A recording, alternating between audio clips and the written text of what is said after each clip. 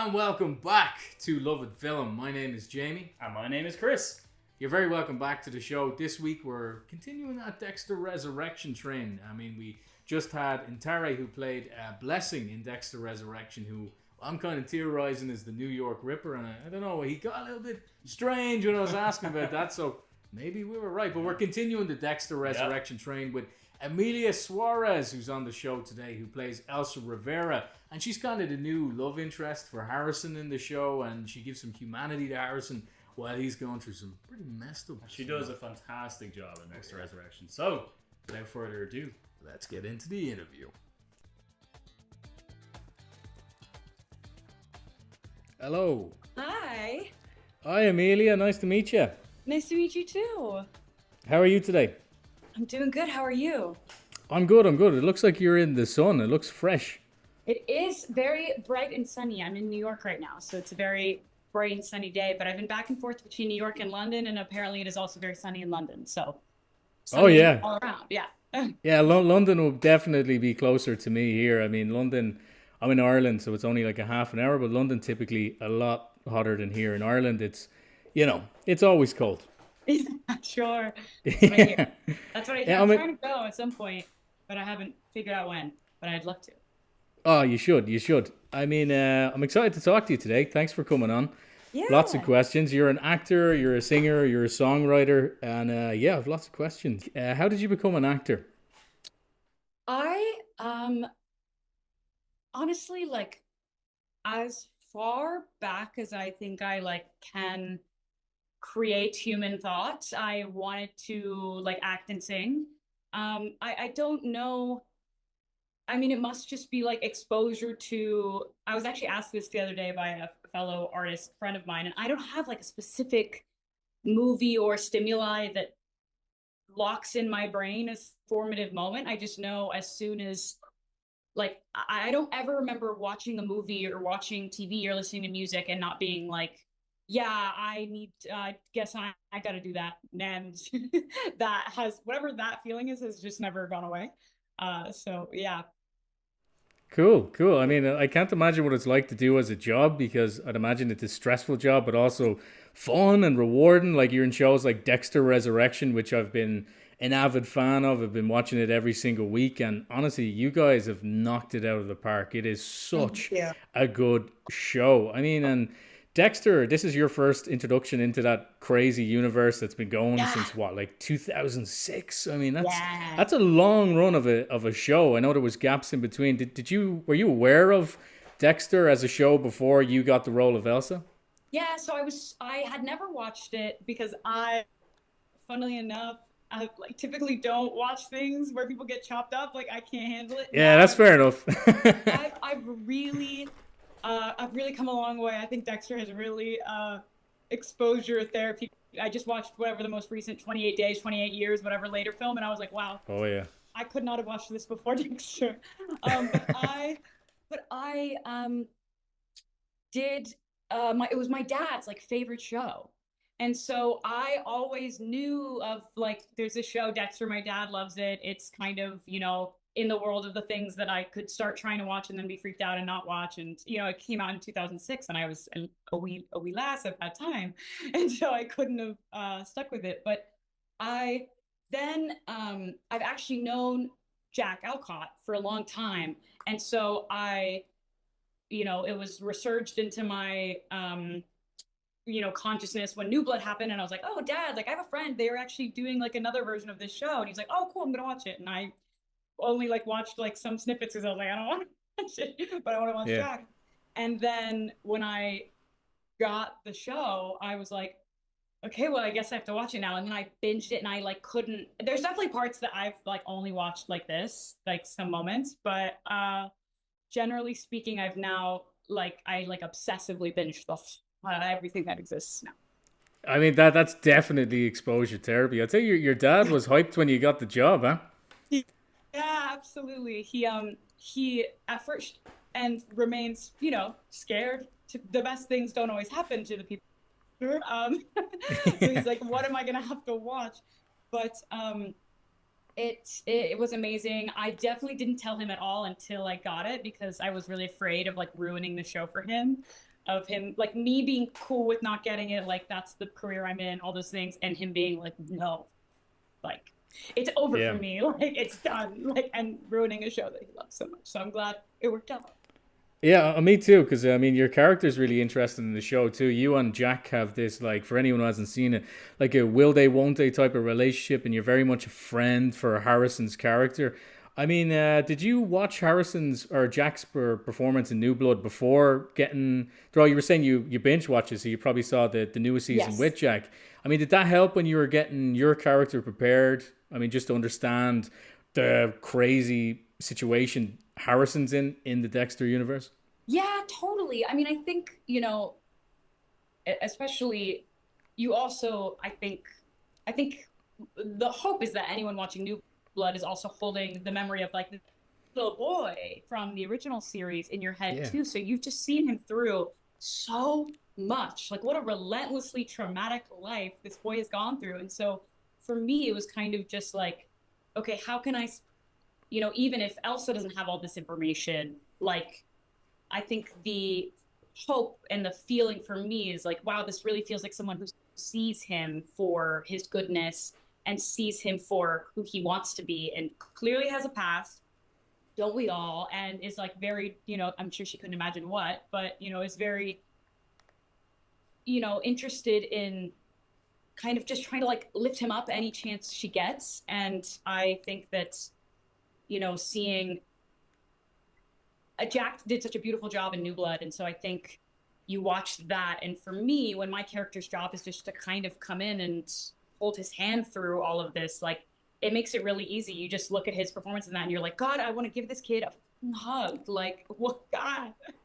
So yeah, Yeah, and I mean, your character too, coming in, you're kind of just like, oh, I want her and Harrison to get together because he's yeah, not like Dexter. Yes, he's done some bad stuff, but I mean, you could justify it. Like, I mean, the last episode we saw Harrison kill someone, but I mean, it's good to just see somebody coming around for him, which is, I mean, I loved how you did it in the show. It was really, really interesting to watch.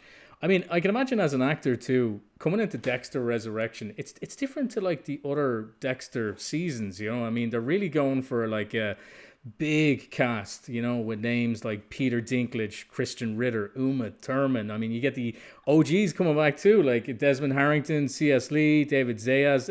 It's endless.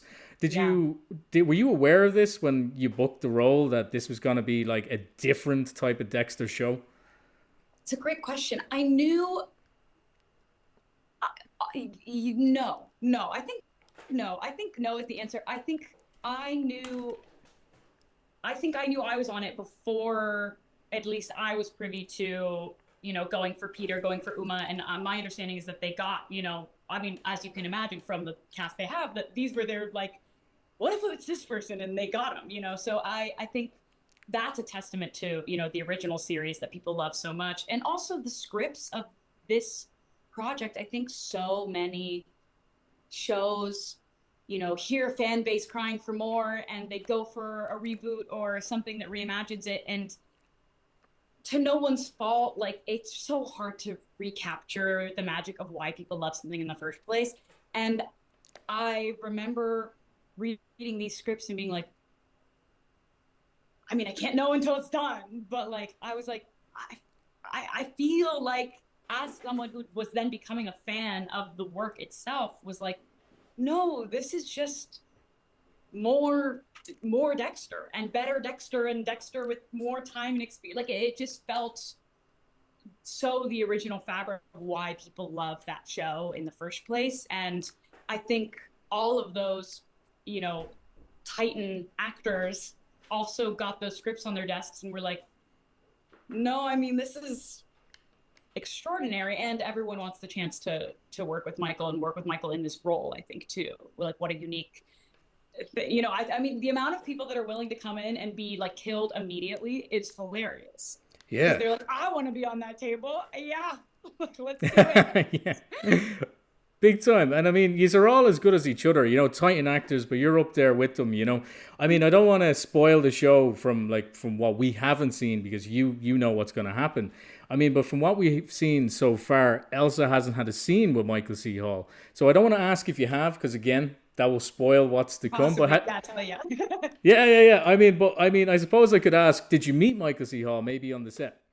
Michael also executive produces this show. He is, the show doesn't, it doesn't, would never have been what it is despite all of, you can only get a character off the page so easily, right? Like it takes the right person, and that's a testament to everyone who created the show back in 2006, 2005, whenever it was, and a testament to the casting director, whoever back then was like, I think we should look at this guy. I Michael is the set runs like a family. It's really beautiful. It's really special. It's such a fantastic place to go to work, and that no one, like, any set is really infiltrated by the energy of the person who is at the top, where we are, these are very hierarchical types of things, and that set doesn't feel like it. And I think Michael is a huge part of that. Michael's absolutely delightful, and I know I can definitely speak for another young actor that entered that world, being Jack, who obviously worked so closely with him and continues to work so closely with him. That was a relationship where he was able to be extremely ushered into this industry so gracefully by Michael in particular. Yeah, and he's badass, I mean, I love his music as well. He came to Dublin, Yeah. Princess Goes a couple of years ago. I got a signed picture by him, and just, he's awesome, I mean, Yeah. getting back to you and your acting, which is great in the show. I mean, I know Thank you've you. done theater and stuff like that. I mean, this isn't your first rodeo in the acting world. I mean, when you got this piece of writing, which Dexter Resurrection, as you put it, it's incredible. I mean, it's so meticulous, it's so clever narratively, all these different aspects. I mean, what did you connect with most with Elsa, and maybe what was the most challenging part of playing her? It's a great question. Um, what I connected with most about her, I think, is her desire to care for others. I think, not to be like, well, I'm just so caring, but I mean, I think that Yeah, I definitely share a sense of, I think I'm a very family oriented person. And so that extends out into who in my world is chosen family. And I think that she is clearly, someone to do that, and clearly been in a position of someone who had to grow up very fast as a young mom. And I think that the way she kind of always has Harrison in her peripheral, knowing what he's going through, I connected with a lot. And something that's challenging about her, I think she is very, I think she's a lot clearer on what feels good, what doesn't feel good, what is I can be a very gray area, nebulous person about things. And I love learning from characters that come my way a lot, that are very no, that's, and it's not for lack of nuance, but it's I know what feels good to me. I know what feels bad to me. That's good. That's bad. And I think a lot of that comes from her having a child, and those types of boundaries and lines become a lot more clear as a parent than as a, average, young person navigating the world. So definitely, well put too. I mean, I can imagine, yeah, seeing things in such a black and white type of way of thinking could be challenging for me too if I was thinking getting into it. I had the chance to interview another actor who happened to be in Dexter Resurrection, Tar, who plays Blessing. I talked to him not too long yeah. ago. Yeah, and he's a phenomenal actor, photographer too, and he was telling me that when working a show like this, maybe you could get a script and you could film an episode, and then when they're starting to air, scenes you've filmed would change places with episodes. Do you know what I mean? As in, maybe he filmed one thing and then it appears in a different episode. Did you have anything you filmed for, say, what we've seen so far that maybe got changed and put into a different place? I I would say that I couldn't speak totally to that until it's all out. Okay, But yeah, that's definitely, fair enough. but totally the edit is a whole other art of the thing that is a really unique part of TV and film, but I think especially television because you're mapping this journey together. And I also imagine sometimes when you're starting to see where chips are falling, you go, well, if this were to have, different, if I want to take this storyline in a different direction, like there are still options in a way that is really different from, you know, a book that you can open and close and the beginning and end is very straightforward. You can be inspired as you go, even after it's shot. And so that's a really unique thing about television that is very exciting and also so crazy as an actor for sure to be like, whoa, it's different. That's cool, great. Okay. Yeah, you're like, okay, guys, that works. Yeah. Yeah, But like I they have mean, yeah, go they ahead. have such a different sense of the whole picture. So Yeah, it's just an they, interesting they part. know they know what works in better places because they've seen all the footage. Yeah. I mean, without getting into stuff you know and stuff that us, the audience, does not know, because Dexter's still on. We still want to know how it ends. From Yes. what we've seen so far, where, and say if Dexter was to continue for another season of Dexter Resurrection, where would you like to see your character go? That's also a very fun question. I I think well I would love her to, she's chasing some other career goals. I would love for those to pan out for her. I'd love for her to, be in an apartment that feels nice and safe and good where there's no mold. So I love those things for her. And yeah, I think I'd love for her continued ability to kind of break, I think maybe some uh like generational things she might be kind of stuck in. Um yeah, I just love for her to continue expanding what are options for her in her life. Yeah, you want what's best for her, and I think anyone I who knows her do. character will be thinking the same. Want good things to happen to Elsa. If you're a fan of Love of Film and you're watching us here on YouTube, please subscribe. I mean, it would really help us. I mean, if you like our stuff, we post reels all the time on Instagram, on TikTok, and please leave a review. Reviews do great for us. I mean, helps us make more of these videos on Apple Podcast reviews. That's where the magic happens. So if you have time and want to give your thoughts, it doesn't have to be positive too. If you don't like what I'm doing, you can write that down. You can get angry. Yeah, leave a review. If you're enjoying Lovett Film over here, the show with me talking to these people about movie things, you can help us directly by signing up to our Patreon. The links are in the bio. I mean, hey, a little goes a long way. So if you want to do that, I really appreciate it. Now you were saying you're in New York now. I mean, as an actor, I mean, I'm not an actor, but I went to New York 2 years ago, and I was just like, as someone from Ireland, it was crazy. It was like Universal Studios, these Yeah, no, buildings. it is There's just so many people. It's like, like what a the theme hell is this? park.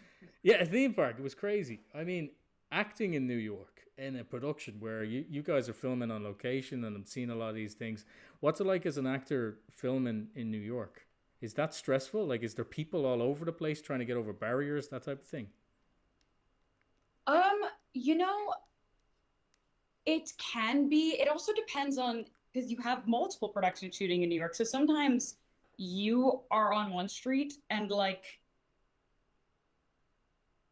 a Marvel film is like three streets over, and so you're like you're more vulnerable to that kind of mania than other times. Honestly, it's usually more like a bunch of people like just kind of filming with their phones from a distance. I think we're very fortunate to be part of a very comfortable franchise that has resources to take care of its actors really well, and that's not always the case. Definitely, as an actor, there are times where you're like, "Oh, hey, where are we? What's going on?" But it can be hectic. But I think that also is like a testament to the production team kind of allowing us, trying to put all the pieces together so that we can like do our jobs and not be like, I've definitely been in scenes where like a siren starts and I want to be like, listen to that, like, instead of Yeah. paying attention. So many distractions. Yeah. I mean, as you were saying, like working in a production like Dexter Resurrection, it's brilliant. It's such a well-oiled machine from an outsider's perspective. That's what it seems like. Is there anything you've learned from working on this show that you take forward as say in your other acting work or maybe in theater or music or anything like that?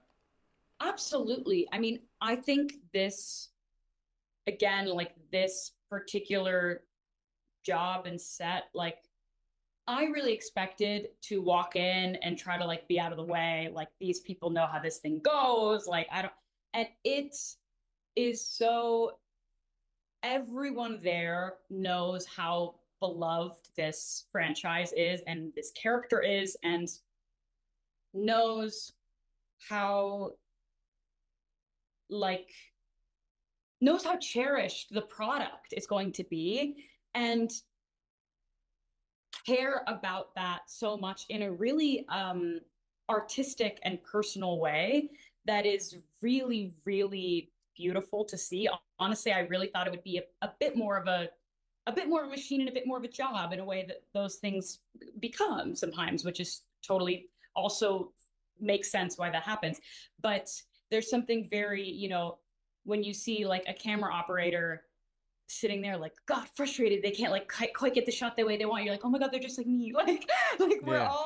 we're like, because I think as actors we can also feel like our work is really intangible, and you see all these other artists who it feels a lot more um black and white, like it feels like you can see the work they're doing being good, and when you're acting you're like, oh, I don't know, I think that I don't like, you know, I think very few actors leave a scene and are like, wow, I really knocked that out of the park. Like I just don't think that's in a lot of our DNA, and so it's really, it was really beautiful to see like every little artful piece come from everyone involved, and first of all just reminds you that even at that level that you can have that, and to kind of, I'm a person who would love to ultimately produce and write and work with a lot of, you know,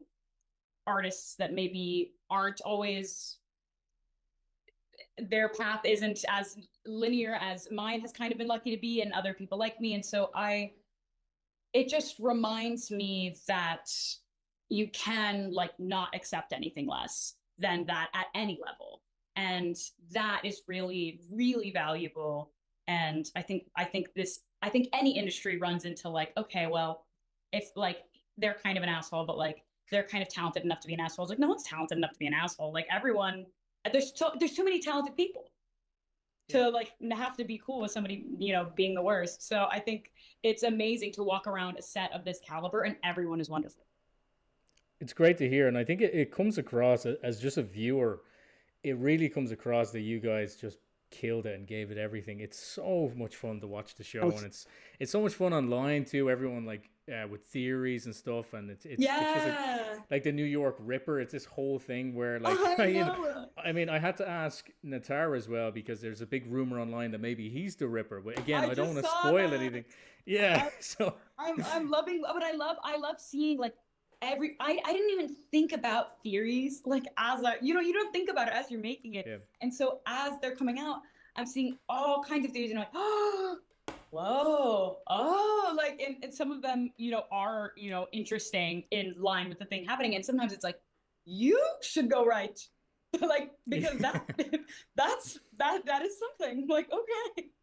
But it's really, really cool to see like, you know, when you make something and you do know what happens, you don't even think about like there's the episode where Harrison's like, I have a confession, and then he's like, I live at the hotel. I was like, oh, people think he's gonna confess to the murder. Like Yeah, I'm that's what I because, thought. right, because I knew that he was talking about the hotel, so I was like, I'm so dumb. Like, of course they think that's what it is. Like, just you don't think about it while you're making it, and you're like, oh, that was like a big moment.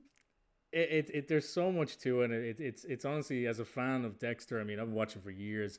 It's just so Yeah. fun to have it come back and have all you new characters in it and bring new life to the show. And yeah, I can't wait to see more. I can't wait to see where the season goes, and I can't wait for more theories as well. So we're all excited. Now, you've been in many different things, I mean, you're, as I said, an actor, you're a singer too, you're a very gifted singer. I saw some of your music videos too. It's great. If you were to make your own, say, production of some kind with like any collaborator or any type of director or anything like that, is there like a dream project you have in your mind where you're like, I want to do that? Oh, that's a great question. And I think I might be like I might be somebody with like too many little gears turning all the time to really zero in on one answer to that. But there are plenty of actors I'd love to work with, plenty of directors I'd love to work with. I think in general, I have a group of collaborators that I write with and I work with, and I think if someday we can just be like making TV shows or films filled with actors that are like us when we were out of school and just trying to like be seen in the world as people who didn't really feel reflected on screen, I will see like the luckiest person alive for sure. Yeah, I mean, definitely, definitely. And I mean, it's great to see people like you in these productions who are actually giving it their all and really, really just following their passion. So thanks for that as well. I mean, you've performed in venues like, I'm looking here, like the Old Globe. Tell me if these are wrong. I found these online, but like the Old Globe, Quantum Theater, the New York's Children's Theater. So you've been on stage a lot, you know. Yeah. Does that help when you're going into a live action production, as in bringing what you learned on stage into, say, a movie or a TV show, or does it make it harder because when you're on stage, you're not finding your mark? You're around there. They're totally different. Um, they both feed each other. I find the more I grew up in theater, that was my world. I've done my professional career has kind of been a full balance of both, but I have the more TV and film work I do, the more I find that feeds like each one feeds the other. But people always love to ask me which I prefer and which is harder. And I'm always like, they are completely different animals. Um, on stage in rehearsal, the first time you find a choice that feels is like, oh, you know, to be reductive, like always going to be the best time, and that's what the hope of filmmaking is, right? Is that they're just catching you finding that for the first time. And that's really magical. Um, but also you get to like fine tune so many different things. And like you said, you're not like looking for your mark, like, or I'm not thinking about like what my hands are doing because in the last shot, like stuff like, or you're turning on and you're turning off and you get to really follow through the line of the thing. And sometimes you show up and you have especially actors like um Michael or Jack who are in constant sequences in the show. Like I'm sure some days they just show up and they're like, I'm sorry, what just happened before this moment that we're filming now, because you're just constantly being, you shoot out of order, you do, and you're it's like, what do you mean I'm mad? But I was so not, I was, what do you, but am I upset? We haven't even done the thing I'm upset about. Like, Yeah. so that's a really unique adjustment as someone coming from coming from theater. But it also is, I think what can be really what I'm so grateful for as a person coming from theater, and I know Michael came from theater and Jack came from theater and David came from theater. Like a lot of people, do come from that, is you fear like losing the magic a little bit less because you do know how to at least like chase a moment to like replicate something or to find something again, I should say more so. But because I know it can be really scary when it's like, you're just putting a camera on me and I'm supposed to be inspired. What if I'm not? That's crazy. So I think that can be really useful in that regard. Yeah, and to anyone listening who is in theater and wants to get into live action, I think that's honestly some great advice. Now, Amelia, I understand we don't have you all day here. I could keep talking to you about this stuff forever because it's so interesting, genuinely. I mean, Thank one final question I do have to say, because I mean, I don't know when I might get the chance again. Desmond Harrington is in Dexter Resurrection. Now, again, I'm not asking if you did a scene with him, that's spoiling the show, but Desmond Harrington, we love him. We want to see Quinn and Dexter. Okay, we're such big Quinn fans here at Lovett Film Who that we're is like, it? come on, Yeah, of you know. course. I mean, if you see Desmond Harrington, just tell him we love him. We want to see more Quinn. I will. Absolutely. Big time, big time. Anyway, it's been genuinely so interesting talking to you here about being an actor and dealing with, say, such a crazy industry that you're in. Because as you say, it's not linear. You know, like sometimes you're on top of the world, and then other times it's really, really tough. So 100%. Yeah. yeah. So thanks so much for the word is demystifying it and talking to us about it in an honest way and getting a real insight. So yeah, it was really great to meet you, Amelia. Lovely and to thanks meet you for coming on. too. Yeah, absolutely. Thank you Yeah, so and much. thank you, and I can't wait to see what happens in Dexter Resurrection and where your character goes. Yeah, absolutely. Message me as you see the crazy stuff happening and let We me will. know how We you're will. feeling. We'll send on the fan theories anyway. Anyway, Amelia, have a good day, okay? It was really nice to meet you. A huge thanks to Emilia Suárez for coming on to Lovett Film this week. It was fantastic to talk to Emilia. And, you know, it was just a good conversation. You know, from somebody who's not in the film industry, and I say this all the time because it's true, it's cool to get an insight to what it's like working on a show like Dexter, which, you know, I'm obsessed with. Working with some big names, you know, working in New York City. Yeah. Pretty damn cool. Pretty interesting conversation you guys had.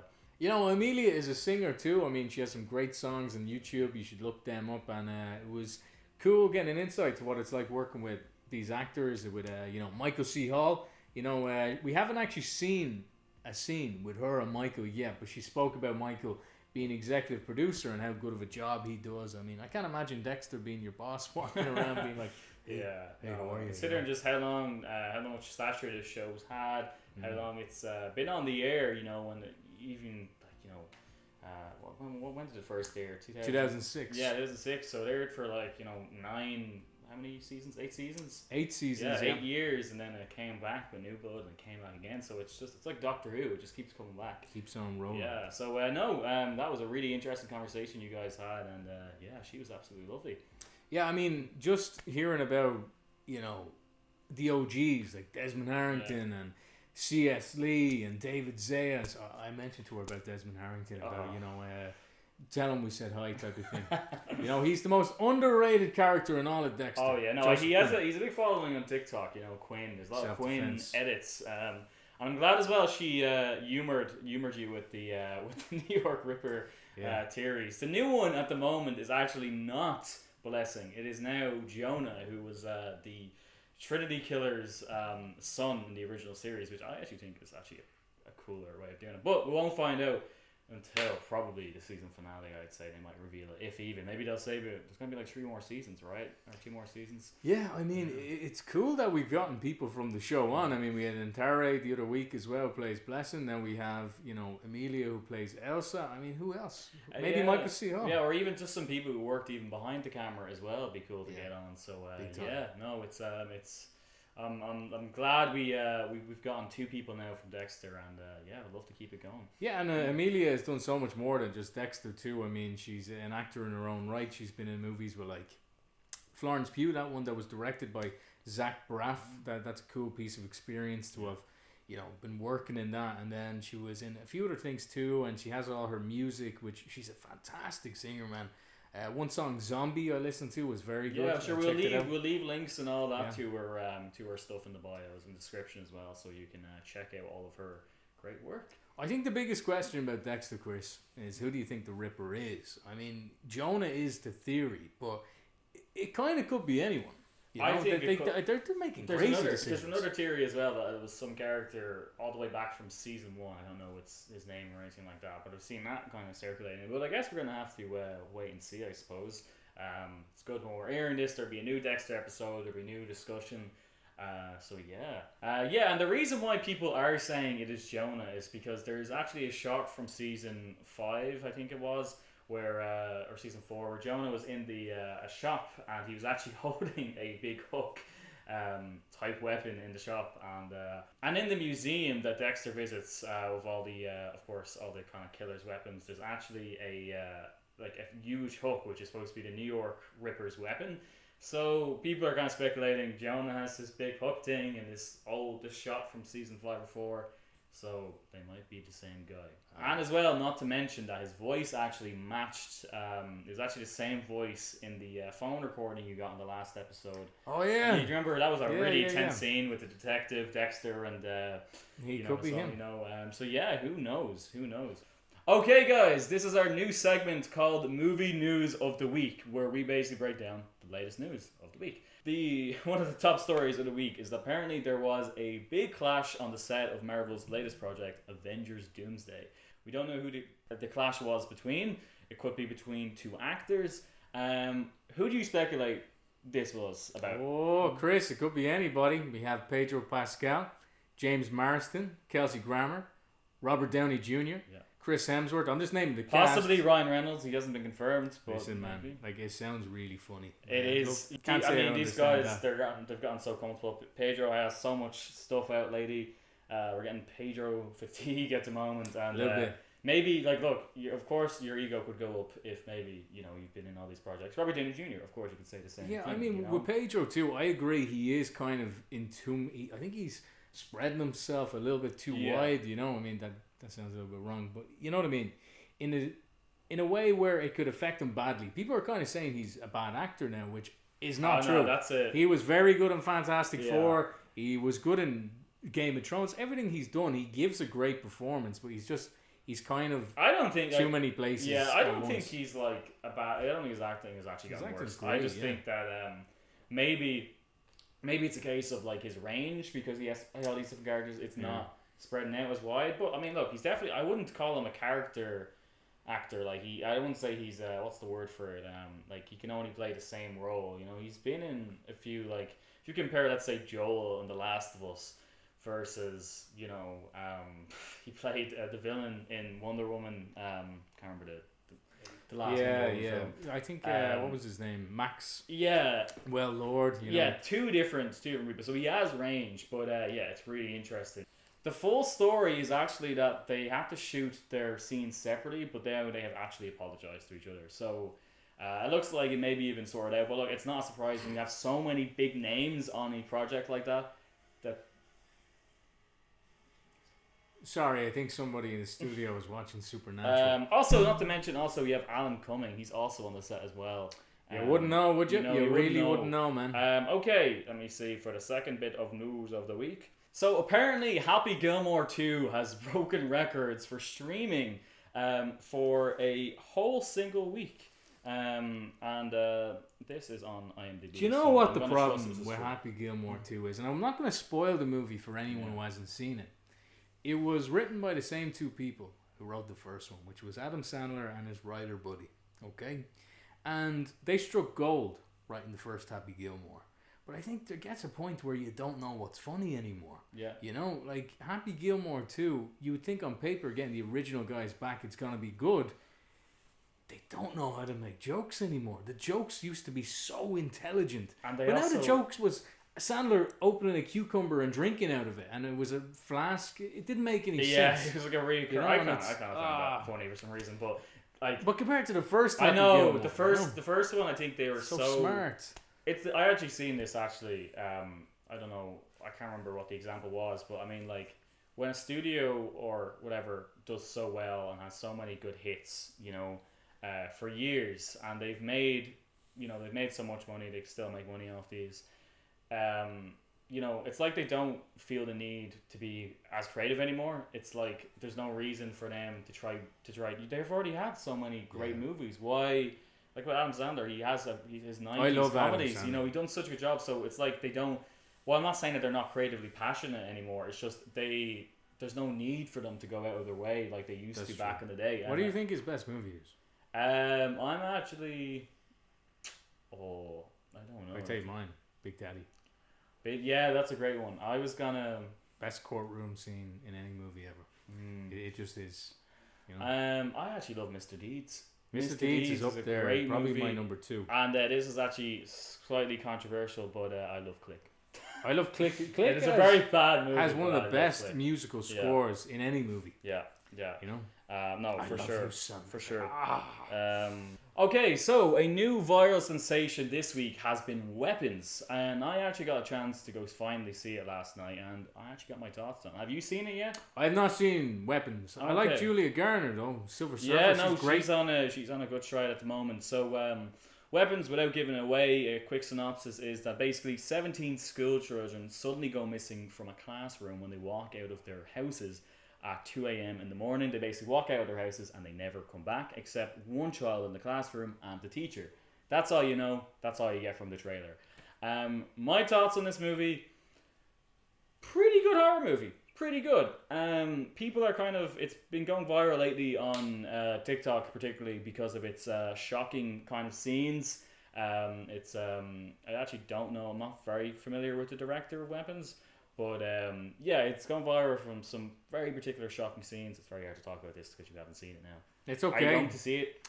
I will see it, but you can spoil away. It's not that big a deal. Okay, so I like it a lot because it's kind of like a witch horror, which I think witch horror does very well.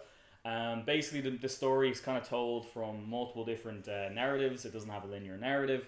But basically what people are talking about most in this film is its kind of shocking horror scenes, particularly with children in them, without giving away too much. My weirdest thing about this movie was the fact that the director put a few things into it which did not make much sense at all. There's one scene, particularly in Weapons, which people are talking about that it's a dream sequence, and above this house which has a lot of significance in this movie, a giant gun floats over it in the sky with a timer.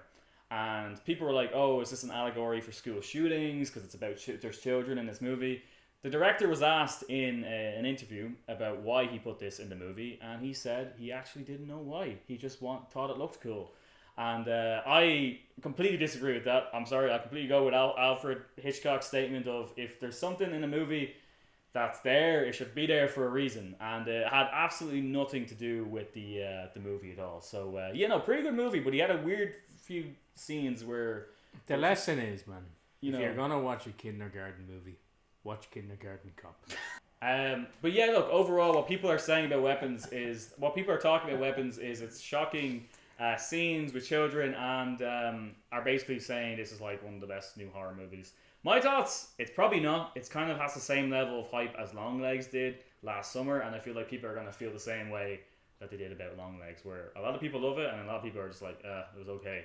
I'm kind of, to be honest with you, I'm going to be annoying and say I'm in the middle, where I didn't absolutely love it, but I did not hate it by any means. So, that's Weapons. I think, should you go see it? Yes. It's a very well-made movie. And that, guys, is the movie news of the week. We'll be back next week for more. Thanks so much for tuning in again this week to Lovett Film.